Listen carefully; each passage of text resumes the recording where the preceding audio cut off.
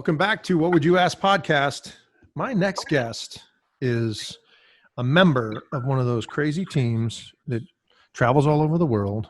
You know, the ones that go 35,000 miles to 5 continents or whatever, and 10 countries. It's just unbelievable. I don't know if I'm jealous or like let them do it because I fly a lot, and I mean pre-COVID, but man, it's just, you see these people in travel agency. I got to get another ticket, and we're going to be late, and I can't do that.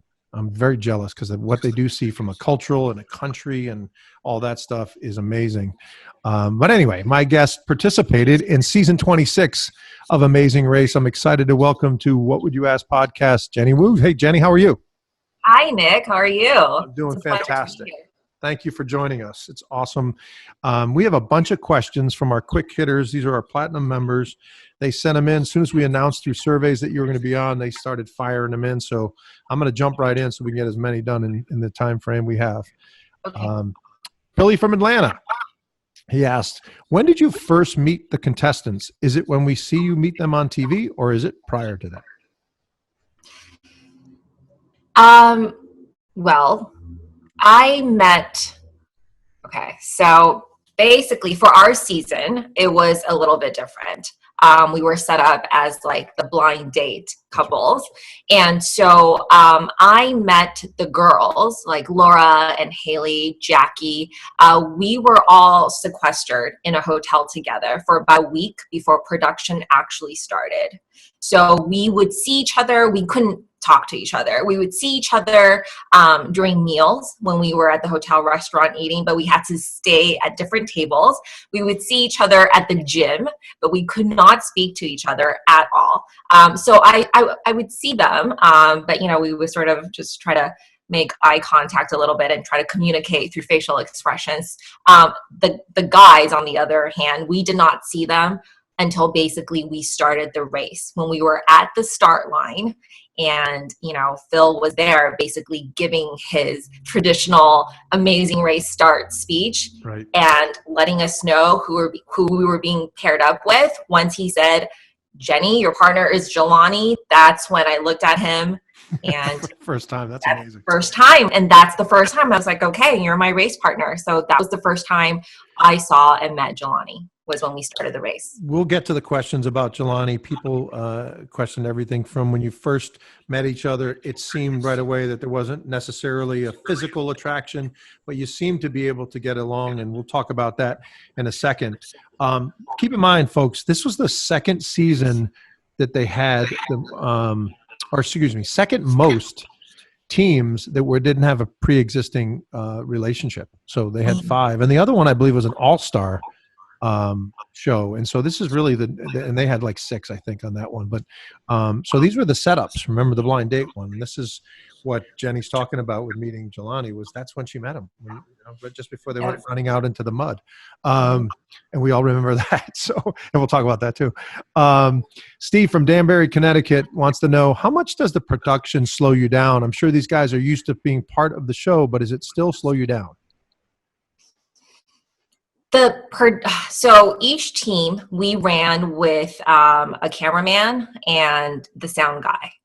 And I mean, these guys were fit. I mean, these are basically the best crew you could possibly get in Hollywood. In all of production, everybody knows the Amazing Race crew, the cameraman, the sound people are the best of the best. You can't get any better than them. So they keep up with us. They are trained to keep up with us. They are veterans. They've been doing this for many, many years. The only time when it would slow us down, the production part, was when we had to get people to sign off on their names. If we had to ask for direction and we were asking a stranger, after we asked them, we would have to wait for them to sign off that it was okay for them to be, a part of the show.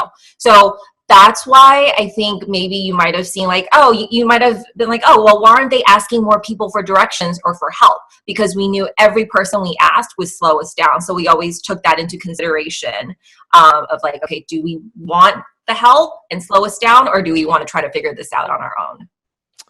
Sarah, quick alert. It's a Jelani alert, a 3-question series of Jelani questions. Just giving you a okay. Love answering Jelani questions. Sarah from Bar Harbor, Maine wants to know, what was your initial impressions of Jelani from a dating perspective? How about that? You know, honestly, from a dating perspective, I wasn't there to date anyone. I mean, this is The Amazing Race. I wasn't on The Bachelor or The Bachelorette. You know, for me, I was attracted to The Amazing Race for the race component, you know, for the race around the world, traveling around the world, like being able to challenge myself in so many different ways. So for me, I never really paid much attention to the dating component. And so when I met Jelani, I was like, wow, he's a very handsome man, very charismatic, and he had just very kind eyes that I was drawn to immediately. And I felt this sense of trust, you know, seeing his kind eyes and just how sweet he was. So for me, I was attracted to all of that, not in like a, you know, romantic way, but in a, you know, we can definitely work together. We can be friends. And I think, you know, we'll go far as a team. Bethany from Baltimore, Maryland asked, you guys won the first two challenges. I'm sorry, first two legs. And then you started bickering. What was your bickering about mostly? It was, what was our bickering about? You know, it was 5 years ago, folks. Jeez. Yeah, no, okay. So I think when we won the first two legs, like obviously we were just on that winner's high. Mm-hmm. You know, we were so happy. We were so optimistic. And, you know, when we started not doing as well, I think that just sort of like shot at our confidence a little bit. I have a very type A personality, certainly, and Jelani is more laid back than me. So I think when we started kind of slipping a little bit, I just got very worried. And so I think my demeanor and probably attitude was just not as positive and uplifting as it was initially. And, you know, and I think that affected the dynamic of our team, you know. So I remember when this was after the interviews in Monaco. I think this must have been after maybe leg 5 or 6. I remember after the interviews looking at Jelani, and he just didn't look happy. Like he didn't have his trademark Jelani smile, which he always had. And I was like, what's wrong, Jelani? And he was like, listen, like, I understand, like, winning is important to us, but I also want to have fun and I want to enjoy this experience. And for the past few legs, I don't feel like we're doing that anymore because we're so focused and so serious on like winning that we're not like taking a step back and looking at this big picture of like, wow, this is a once in a lifetime experience. And after having that talk, I was like, yeah, you're absolutely right. And I think that was sort of a turning point in our relationship and, you know, and just my overall attitude towards the race. And from that point on, we try to kind of go back to, you know, who we were during the first part of the race. That's a great answer. Last Jelani question from Bethany. No, that just did Bethany. I'm sorry about that. Susan from Cary, North Carolina wants to know, did you guys see each other after the show at all? Or if not, did you stay in touch as friends? Do you stay in touch as friends? We did see each other after the show. I think it was almost like immediately after the show wrapped, I flew out to New York. We hung out, you know, I introduced him to my brother. We hung out and partied. He, you know, he's a sports agent, so he travels a lot. So every time he was in LA, we would hang out together too, along with Laura and Tyler. The four of us were actually very close on the show, and that friendship continued off the show. Like we would, every time like Jelani was in town, we would always get together and hang out. And even to this day, you know, we don't talk obviously as much as before. I think our lives are very, very different. I'm a mom with 2 young kids.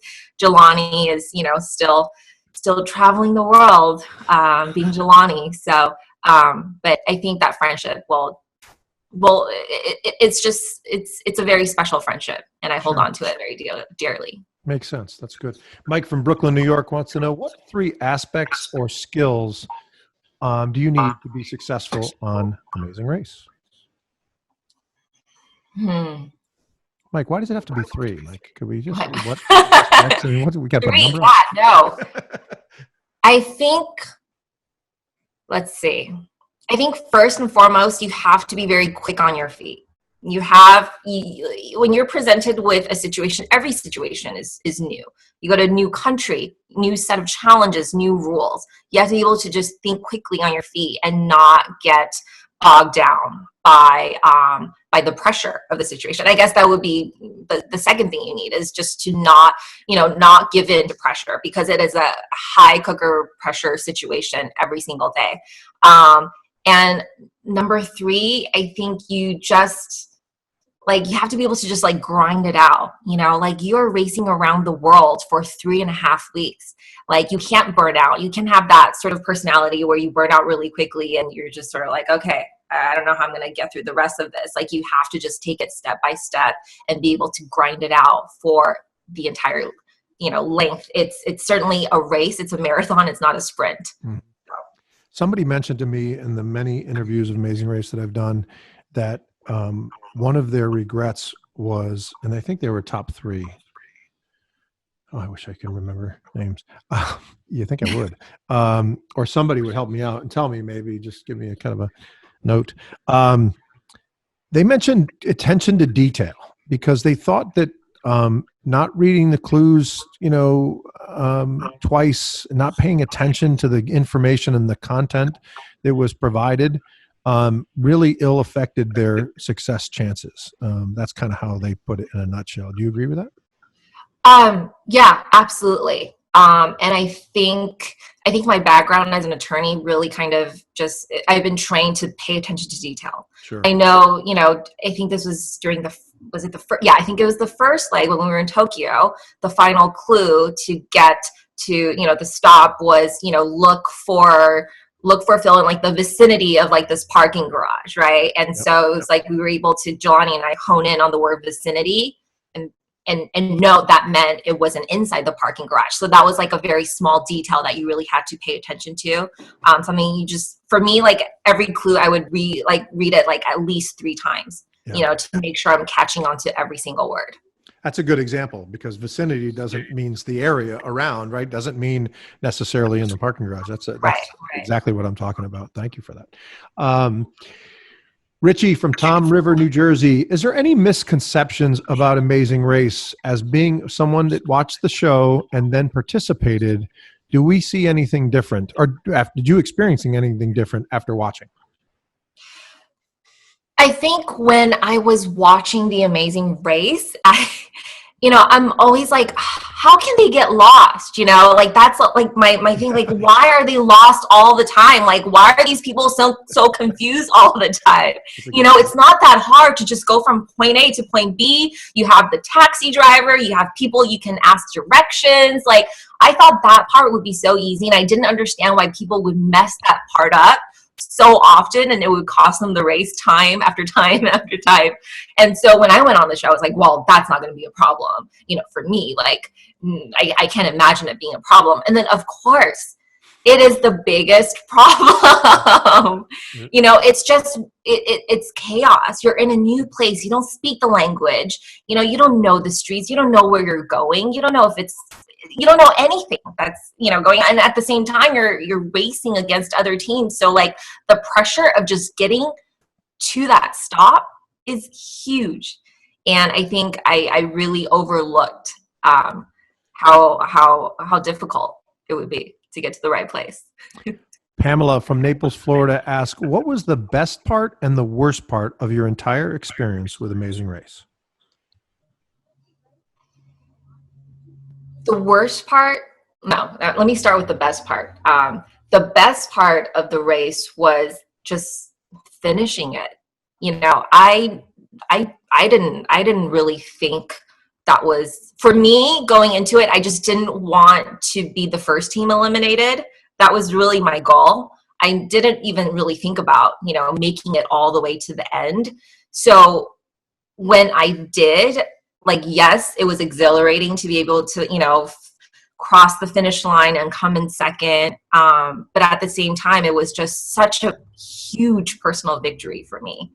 And that high of feeling like I had accomplished something, so great, so almost like, insurmountable.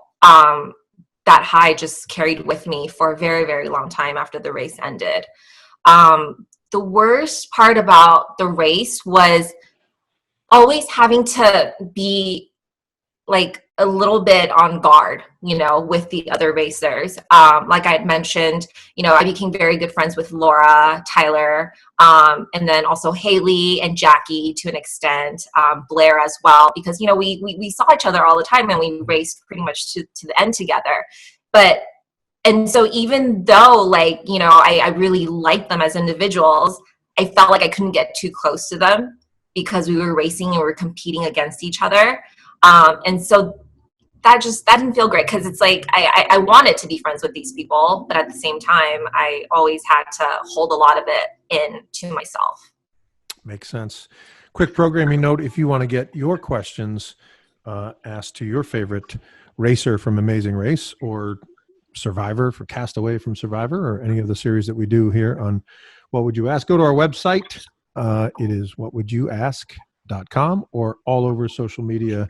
We're everywhere, all the places that I know, and more importantly, my kids know, because they know more than I do. So about that. So just, you'll find us out there, and just you see all the details of how to get your questions asked, and even what series you want to hear about. We recently had a big influx of people wanting to hear about Shark Tank. So you ask and we deliver. That one will be out in September. So look forward to that for everybody. We are talking to Jenny from Amazing Race season 26. And we just got through our quick hitter questions. Let's talk about the journey a little bit, Jenny. So early on, you're thinking, I got to get on Amazing Race because I want to be a star, because I like challenges, because I want to take risks, because I need to be in the witness protection program, and maybe I can find a country I'm going to head to. What was the huge fan? What was the reason or inspiration for you to join Amazing Race? I was definitely a huge fan of The Amazing Race. I watched it when it first came out. I don't even know how many years ago, when the lawyers won. And, at the time I was aspiring to be a lawyer. So it was huge, for me to see these like cool lawyer guys win The Amazing Race. And I watched a few seasons of that. And then of course, sort of life got busy and I stopped watching it. And I went through a big breakup. I had been with somebody for a very, very, very, very long time. We broke up, and I just felt like my life was just in a million different pieces, and I didn't really have a good sense of direction of what to do next and where my life was headed.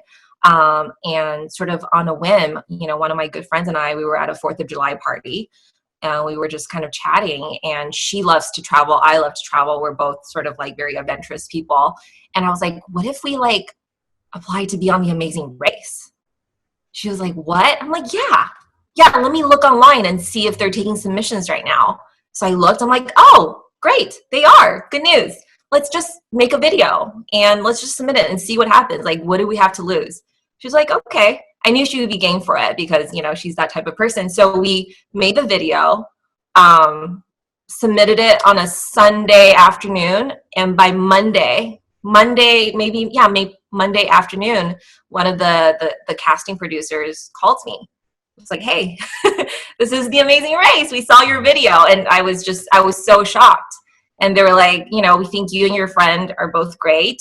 But you mentioned in the application your friend is in a relationship, long-term relationship. You're not. So unfortunately, we can't take your friend. But we love to continue the audition process with you. So how did that conversation go when you had to tell your friend that one is Amazing Race called, and the second is they don't want you? I know. It was really tough, and I just told her, the facts. I told her what they had told me.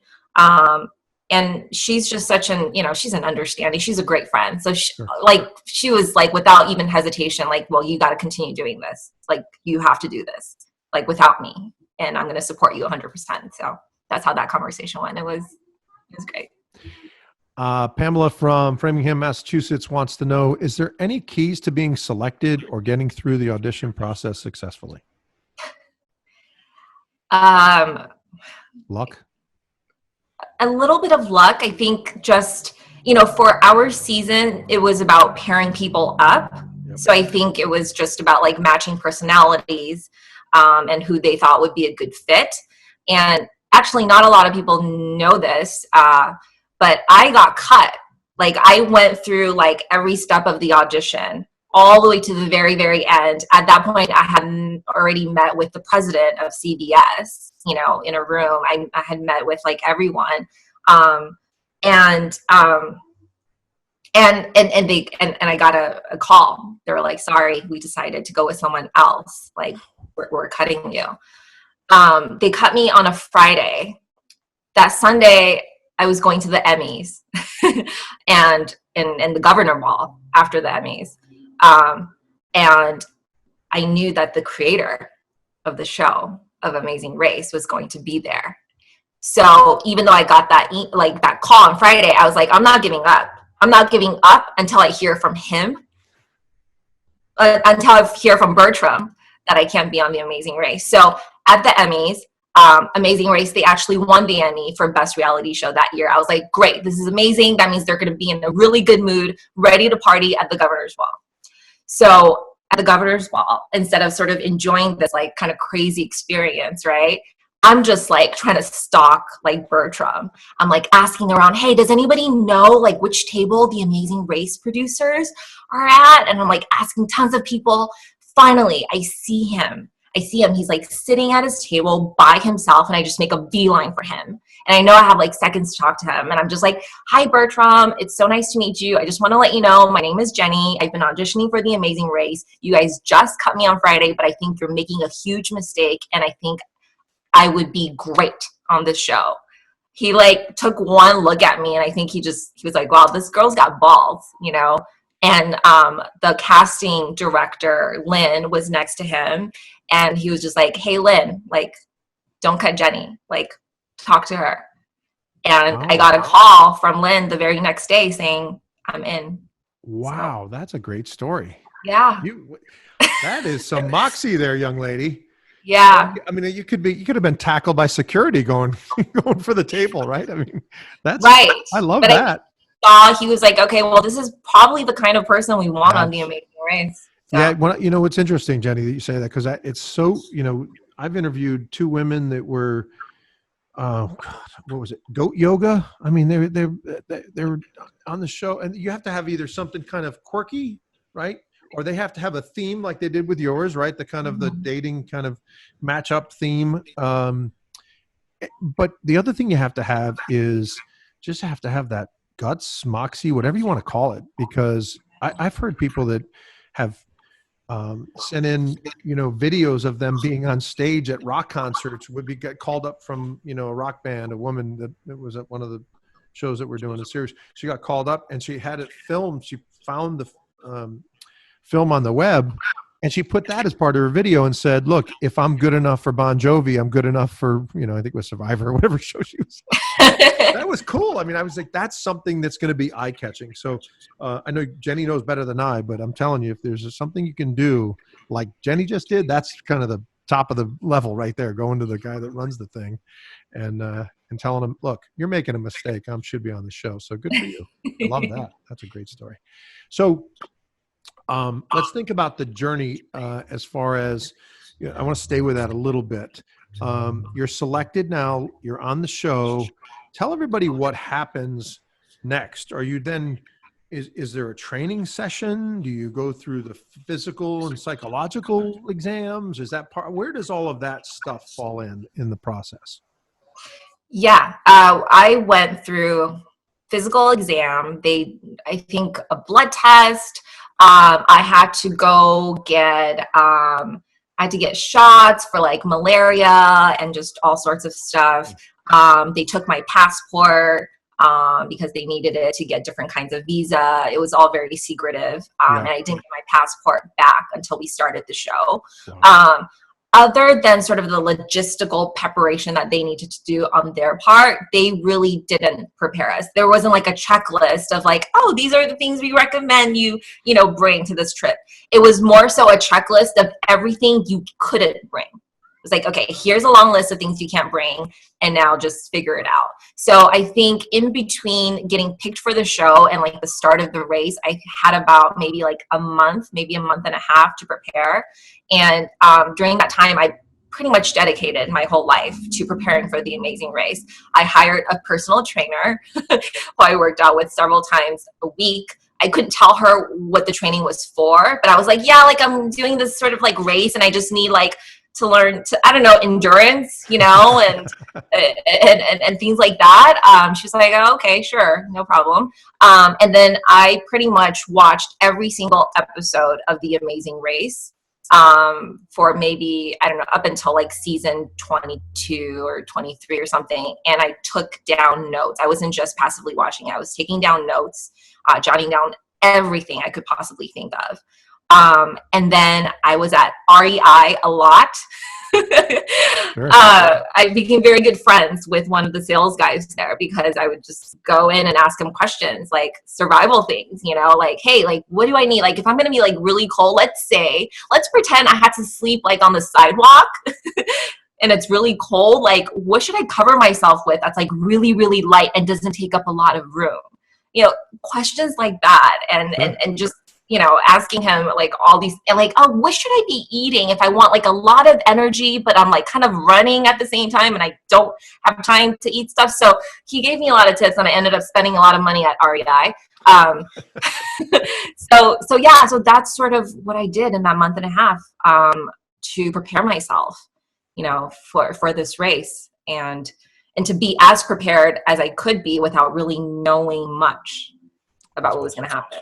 On a quick side note, I want to tell you that for you guys that can watch this on YouTube, Jenny does not work at a shoe store. Those are her shoes. And I'm going to show this to my wife because I often say to her, honey, you have way too many shoes and we don't need our own closet for just your shoes.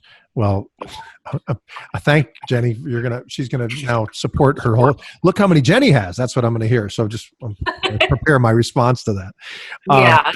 So you make it to the Amazing Race. Everybody wants to know. I'm going to try to formulate this question to get your response because it's an important one. We all view the show and we get one perspective and have a perception of the show through the TV. And so did you when you watched all of those things in preparation for the race. Was there anything that when you got there, you said, wow, this is different than I thought it would be? Phil is, you know, taller, smaller, bigger, you know, whatever. The races are, you know, this part of the race is not filmed and they don't see that. Or is there anything different that we don't see as viewers? People want to know what we're missing that you've experienced, that you even went, hey, I didn't realize that. Is there any of that, or we see it all?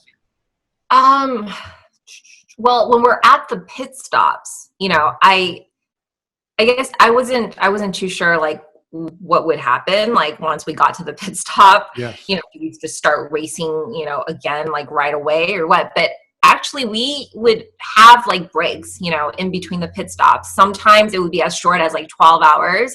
Other times it would be as long as like 36 hours where they would check us into a hotel, you know, and we could actually like sleep on a comfortable bed and not like the floor of an airport, which did happen as well, you know, where we could actually have like real food instead of the granola bar that I've been hoarding in my backpack.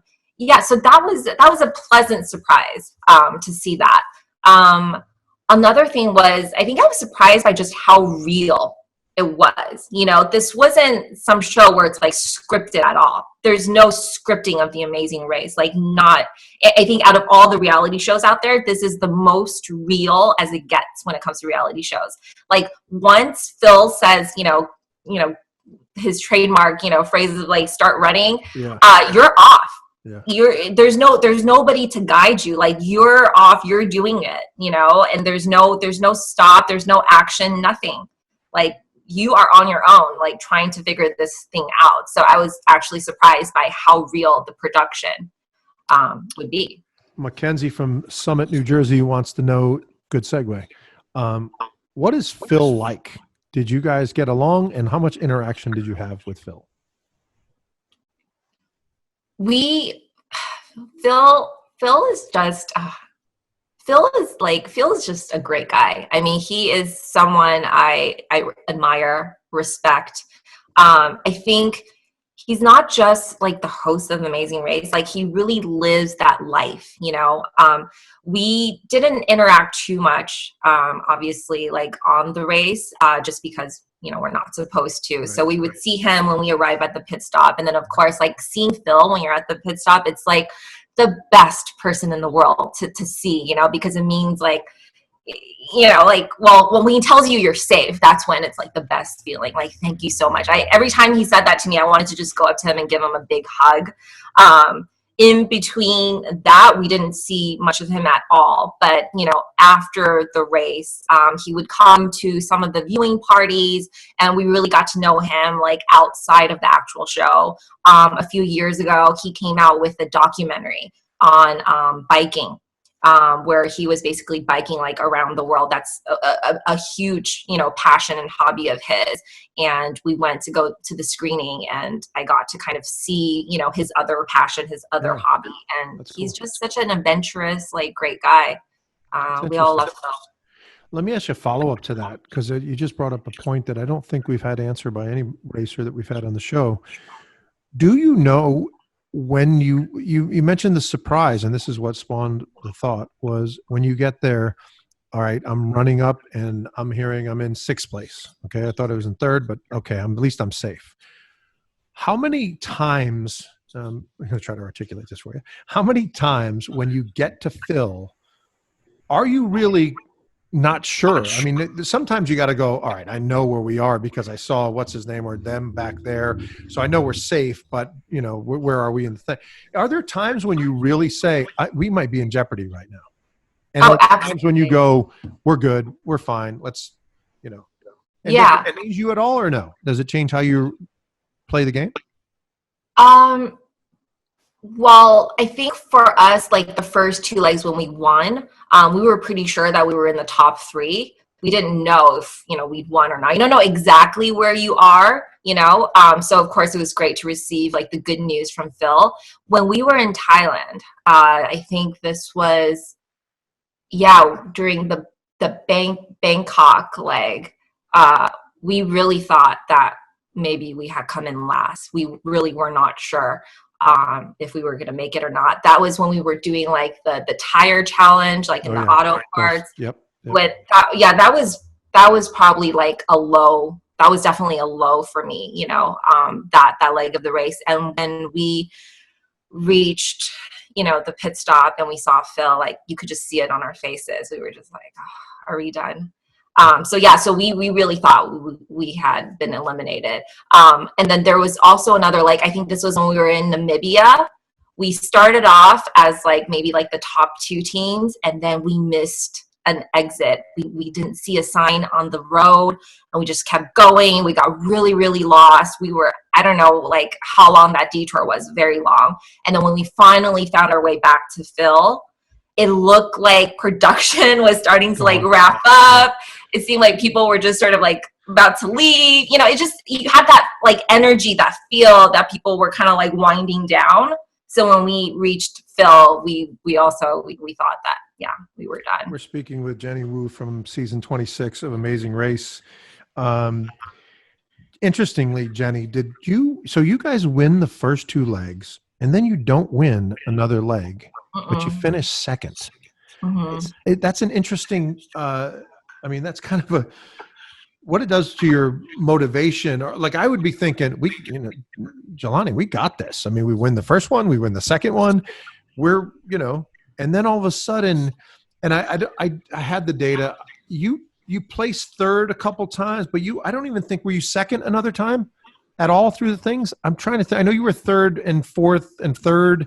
There was a couple times you guys were right up there. I'm not saying you were last one to the gate, I think we were but second, I don't think you were even like 2nd. We might have been might have been once.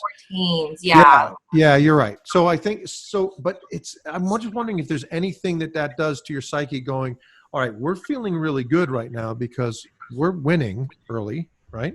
And then now we're not winning, and maybe that had to do a little bit of the bickering. I mean, there was I forgot that other couple that just went at it. Blair and Haley. I mean, they were just like, they were a married couple. But I just was wondering, how did that go? Because you guys were successful. I mean, a second place finish on Amazing Race is like unbelievable, right? I mean, and you finished, I don't know, 10 minutes behind. It was something, it wasn't even like, I mean, if you guys could put your selfies together in the right, anyway, I don't want to complain as a fan. But tell me a little bit about that. You win early, you kind of get through everything, and then you finish extraordinarily. Mm-hmm. Yeah, I don't think we ever really let the fact that we had the 2 wins, then we didn't win anymore. I don't think we let that really get to us, because Jelani and I knew from watching seasons and seasons of The Amazing Race that it's really not about how you perform like in the middle or even in the beginning. It's about how you end the race. So for us winning the first 2 legs, like that gave us the conviction that we knew we could do it. If we could beat out 10 other teams, then there's a very, very good chance we could beat out, 2, 3 other teams at the very end. So we never like gave up on ourselves, and we always had the confidence, carrying us forward. So it didn't really matter to us that much that we didn't win the other legs. As long as we were still in it, we knew that gave us a fighting shot to make it all the way to the end. Yeah, that certainly makes sense. It's like the survive and advance mentality. You're 100% right. It's not what I'm doing in this particular leg. I just got to get through it. 6th, 8th, 10th, whatever, just get the next leg. We'll figure that out at the end of the whole thing. That's right. And, and another thing was, the element of the U-turn. So after winning the first 2 legs, we knew we were big targets in terms of future U-turns. Yep. So for us, it was probably, it's like, it's probably good that we're, laying low, kind of, below the radar for a bit, because we didn't want ourselves to be even bigger targets going into the U-turns. Are you guys able to, I was just going to say quickly, do you guys stay together on a pit stop? I don't mean it that way. I mean, are you able to, first of all, do you stay together? Meaning, are you adjoining rooms? Are you room next to each other? Because I know it says you guys can only communicate to each other. So are we putting you in proximity of each other during that time so you can communicate, or out of respect for 2 individuals who don't even know each other, we're not, doesn't matter? You know what I'm saying? Is that, am I articulating? Yeah, so once we stop filming, we are not allowed to talk to any of the other teams at all. We can only talk to each other. Yep. And so when we check into the hotel, we know which rooms we're staying at. And so we can go to each other's rooms. And we do that after every leg of the race. We kind of go to sort of decompress, talk about what we did, and then set up like a new strategy for the next leg. So that was something like Jelani and I did after every leg of the race. Got it. Made sense. A couple quick questions, and then we're going to get the post Amazing Race information from Jenny to find out when this was all over, and all of a sudden it starts getting posted and the advertising comes out and the cast is announced. Is she an instant celebrity in the city of celebrities? I'm going to find that out in a second. But I wanted to ask you a couple things, little questions that we've had that I wanted to throw in. First of all, did you realize you were going to jump in the mud? Because you look like somebody that's very well put together, dresses really nice, even in your workout stuff. And the first thing you're going to do is run down and jump into the mud. I mean, what? You probably weren't into that early on, but it's a good entree into Amazing Race. Got to do whatever you got to do, right? Tell us about it. Oh my God. That was actually the most physical part of the entire race, I have to say. Like that we were in the mud and then we were in water, like all of that. Oh my gosh. Like I was like almost like I was panting. I could not catch my breath at the end of that, because the water was like ice water. They put us in like an ice bath, basically. Yeah, that was not a good look. That was not a good look, Nick. And so I remember, so after that, you immediately go into your cars and you drive to the airport because, you need to get on your flight to like Tokyo, right? So we don't have time to like change in the car to like clean ourselves up. So we show up at LAX in mud, okay, mud soaked clothes.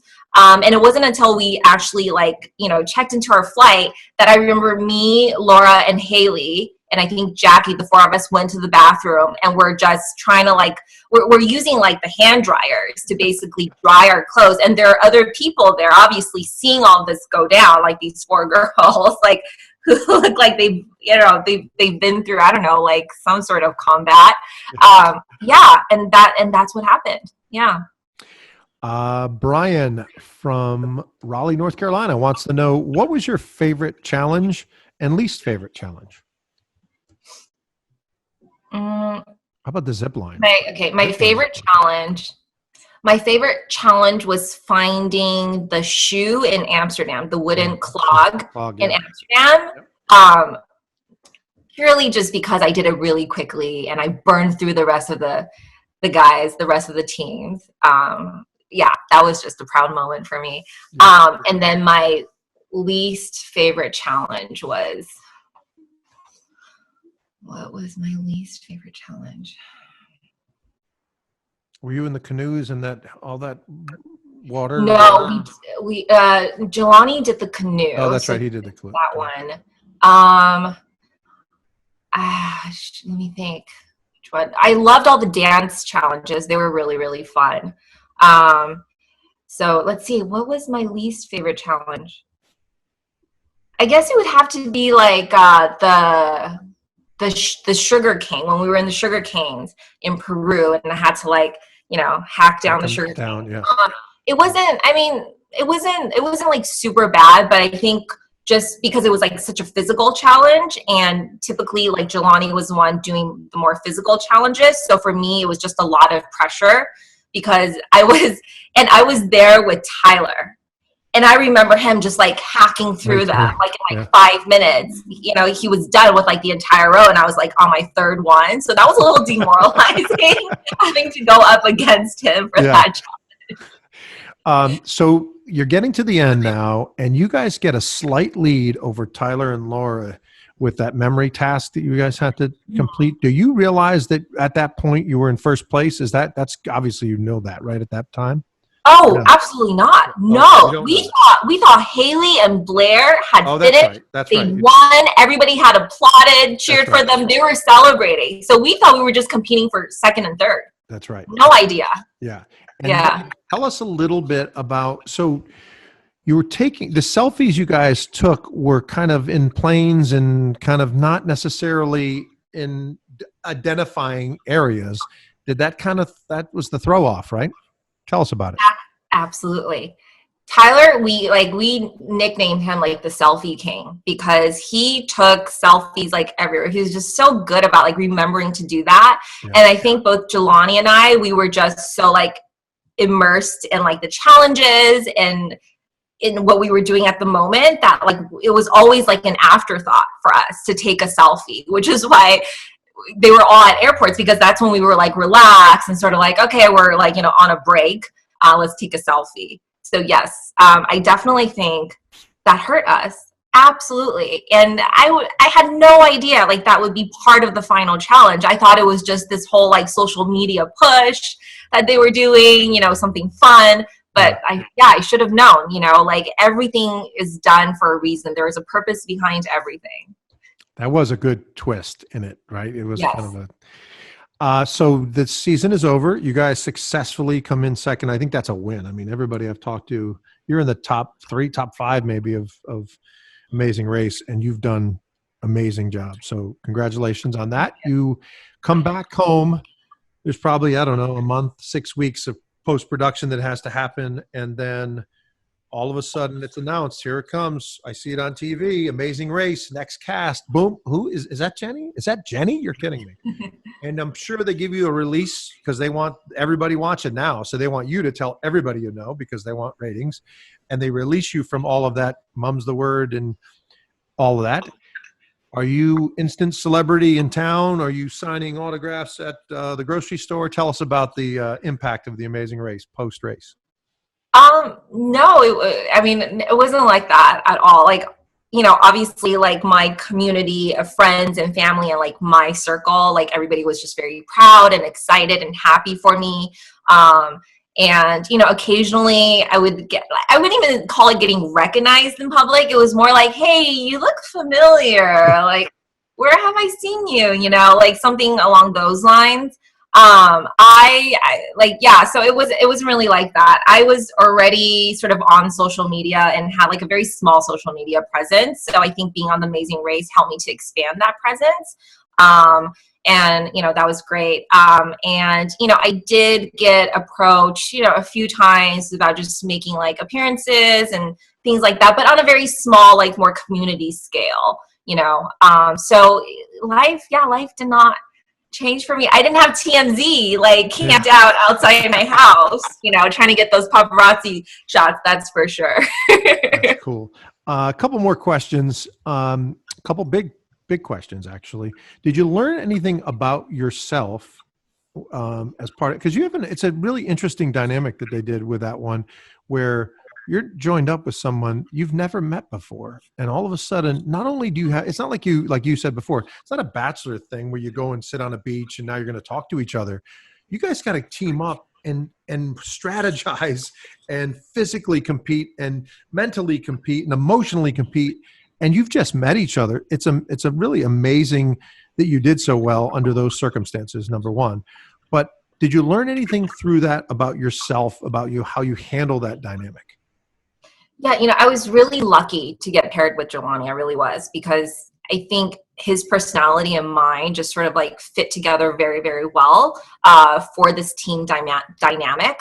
And then outside of that, we actually have a lot of common interests. We talk, we shared just a lot of interests. And so, we would talk about a lot of things and would have a lot of discussions about just our lives and things that was going on. But I think I definitely learned that like it's tough to be in that situation, and you have to go into it with this like level and degree of flexibility, because he's his own person, and I can't try to be in control of us and our situation all the time, and I think what he taught me the most, and what I learned from Jelani, was not to take everything like so seriously. Like for me, it was like every mistake, like I would just like be so hard on myself, and to always take a step back and look at the bigger picture of like, wow, you really need to be like very appreciative for the fact that you're on The Amazing Race right now, being able to do this. So like, just enjoy it a little bit. He would always tell me like, hey, Jenny, like just relax. Like, don't be so serious. We're on The Amazing Race. Like everything is okay. And I think I really learned that from him. So yeah, it was a learning experience. And I'm very thankful that I had him as a partner, for sure. That's great. Last question for you, Jenny, and we really appreciate your time, is, what happens to the number twos? Actually, it's the number twos and the last place teams. They get asked to come back. It just seems like what happens, and it doesn't matter if it's 4, 5, 6, 7 years. I know the facts. I've seen all the episodes. All these people show up again. I haven't seen Jenny and Jelani anywhere on any of the shows. Are we going to see this team again, or individual again? I know you can't say it if you were asked, but would you be interested if that was the case? That's really tough. And I don't know how old your kids are, Nick, but mine are 3.5 and 1. Wow. So for me to have to go a month without seeing them or talking to them is heart-wrenching. Yeah. So that is my only reservation. I don't know how to deal with that aspect of going back on the race. My kids would say, go on Amazing Race and then go right to Survivor. That'll give us 2 months away from that. But anyway, no, listen, let's explore that a little bit, because I think you're 100% right. You're a different person today than when you went through before, and emotionally, right? It's a different situation. You were gung-ho, and this is what I want, a next adventure in my life. I have my life now at home, my adventure, everything I want to be is right here in front of me. In my family. That's an interesting, challenge, because I think you're going to get asked again, just because of your performance, because of who you are. And they like people like you that have a personality. You're a professional, you're articulate, you're attractive. You have a lot of qualities that they like in any reality. This isn't just Amazing Race. You're going to get asked again. So that's going to be, and we do see moms, right? You said moms on your show. You're going to see this happened, and that's, man, I tell you what, we have you guys. I told you this before we even got on air that you guys were one of the fan favorites, and these guys now, after hearing from you, are going to be pushing for the J&J to come back out again, and you're going to get some pressure. You're going to have to work that out. You better start thinking about it now, Jenny. I just want to let you know.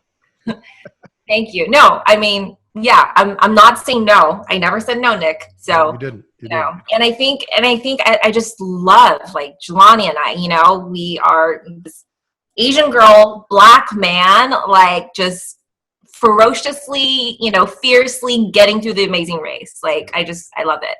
It was cool to watch. We appreciate your time. I am going to tell you, I know just by the response of our surveys, our viewers and listeners are going to push for you to be back on the show. So I think you need to start preparing what your decision is. Start thinking about it today. Get that final decision ready. Jenny, thanks for joining us. I'm really glad that you did, and we're excited that you were here. And thanks for your time today. Thank you so much, Nick. It was a pleasure. Thanks. We'll be back with more What Would You Ask podcast in a second.